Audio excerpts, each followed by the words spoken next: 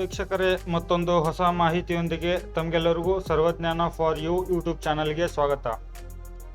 ಈ ವಿಡಿಯೋದಲ್ಲಿ ತಾವುಗಳು ಯಾರೆಲ್ಲ ಕುತೂಹಲದಿಂದ ಕಾಯ್ತಾ ಇದ್ದೀರೋ ರೇಷನ್ ಕಾರ್ಡ್ ತಿದ್ದುಪಡಿ ಮತ್ತು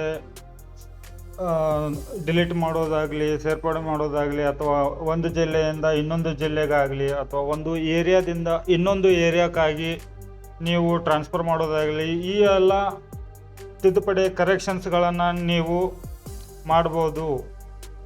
ಆದರೆ ಯಾವ ಜಿಲ್ಲೆಯಲ್ಲಿ ನೀವು ತಿದ್ದುಪಡಿಯನ್ನು ಮಾಡೋದು ಅಂತ ಹೇಳಿ ಈ ವಿಡಿಯೋದಲ್ಲಿ ನಾನು ನಿಮಗೆ ತಿಳಿಸ್ಕೊಡ್ತಾ ಇದ್ದೀನಿ. ಹಾಗಿದ್ರೆ ವಿಡಿಯೋನ ತಡ ಮಾಡೋದು ಬೇಡ ವೀಕ್ಷಕರೇ.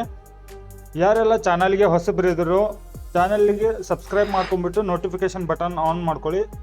ಸಾಧ್ಯವಾದರೆ ವಿಡಿಯೋಗೆ ಒಂದು ಲೈಕ್ ಕೊಡಿ. ನೋಡಿ, ಈ ವಿಡಿಯೋದ ಹತ್ರ ಬರೋಣ. ಇವಾಗ ನಿಮ್ಮ ರೇಷನ್ ಕಾರ್ಡ್ ತಿದ್ದುಪಡಿಯನ್ನು ಯಾವ ಒಂದು ವಲಯದಲ್ಲಿ ನೀವು ತಿದ್ದುಪಡಿ ಮಾಡ್ಕೊಳ್ಳೋದು ಅಂತ ಹೇಳಿ ನಾನು ನಿಮಗೆ ತಿಳಿಸ್ಕೊಡ್ತಾ ಇದ್ದೀನಿ. ಇಲ್ಲಿ ಆಹಾರ ವೆಬ್ಸೈಟಿಗೆ ಬಂದಾಗ ನಿಮಗೆ 3 ವಲಯಗಳು ಕಾಣ್ತವೆ.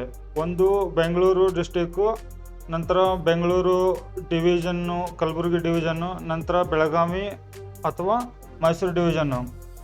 ಈ ಒಂದು 3 ಡಿವಿಷನ್ನಲ್ಲಿ ನಾನು ನಿಮಗೆ ಯಾವ ಜಿಲ್ಲೆಯಲ್ಲಿ ತಿದ್ದುಪಡಿ ಮಾಡೋದು ಅಂತ ಹೇಳಿ ಕ್ಲಿಯರ್ ಕಟ್ಟಾಗಿ ತಿಳಿಸ್ಕೊಡ್ತೇನೆ.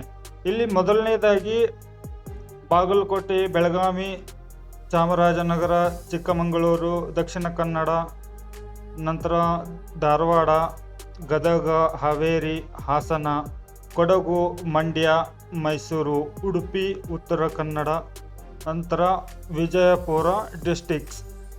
ಈ ಎಲ್ಲ ಡಿಸ್ಟಿಕ್ಸ್ಗಳಲ್ಲಿ ನೀವು ನಿಮ್ಮ ರೇಷನ್ ಕಾರ್ಡ್ಗಳನ್ನು ಇವತ್ತು ತಿದ್ದುಪಡಿ ಮಾಡ್ಕೋಬೋದು. ಆದರೆ ಇಲ್ಲಿ ಯಾವುದೇ ಥರ ಸಮಯವನ್ನು ಮೆನ್ಷನ್ ಮಾಡಿಲ್ಲ. ಎಷ್ಟರಿಂದ ಎಷ್ಟು ಗಂಟೆ ಓಪನ್ ಆಗಿರುತ್ತೆ, ಯಾವಾಗ ಬಂದಾಗುತ್ತೆ ಅಂಥವನ್ನ ಒಂದು ನಿಗದಿತ ಮಾಹಿತಿ ಸಿಕ್ಕಿಲ್ಲ. ಸೊ ಹಾಗಾಗಿ ವಿಡಿಯೋನ ನೋಡಿದ ತಕ್ಷಣ ನೀವು ಏನಾದರೂ ತಿದ್ದುಪಡಿ ಮಾಡೋದಿತ್ತಂದರೆ ಈಗ ಹೇಳಿರುವಂಥ ಜಿಲ್ಲೆಯಲ್ಲಿ ನೀವು ನಿಮ್ಮ ರೇಷನ್ ಕಾರ್ಡನ್ನು ತಿದ್ದುಪಡಿ ಮಾಡ್ಕೊಳ್ಳಿ. ಯಾವುದೇ ಥರ ಇಲ್ಲಿ ಸಮಯ ನಿಗದಿಪಡಿಸಿಲ್ಲ, ಅಧಿಕೃತವಾದ ಮಾಹಿತಿ ಸಿಕ್ಕಿಲ್ಲ. ಸೊ ಹಾಗಾಗಿ ಆದಷ್ಟು ಬೇಗನೆ ನಿಮ್ಮ ರೇಷನ್ ಕಾರ್ಡ್ಗಳನ್ನು ನೀವು ತಿದ್ದುಪಡಿ ಮಾಡ್ಕೋಬೋದು ವೀಕ್ಷಕರೇ. ಈ ಮಾಹಿತಿ ನಿಮಗೆ ಲೈಕ್ ಆಗಿತ್ತಂದರೆ ವಿಡಿಯೋಗೆ ಲೈಕ್ ಮಾಡಿ, ಚಾನಲ್ಗೆ ಸಬ್ಸ್ಕ್ರೈಬ್ ಮಾಡಿ. ಇಂತಹ ನಿರಂತರ ನೋಟಿಫಿಕೇಷನ್ಗಳು ಇಮಿಡಿಯೇಟ್ಲಿ ನಿಮಗೆ ಸಿಗ್ತಾ ಇರುತ್ತೆ. ಮತ್ತೆ ಹೊಸ ಮಾಹಿತಿಯೊಂದಿಗೆ ಸಿಗ್ತೇನೆ ವೀಕ್ಷಕರೇ. ಅಲ್ಲಿವರೆಗೂ ಜೈ ಹಿಂದ್.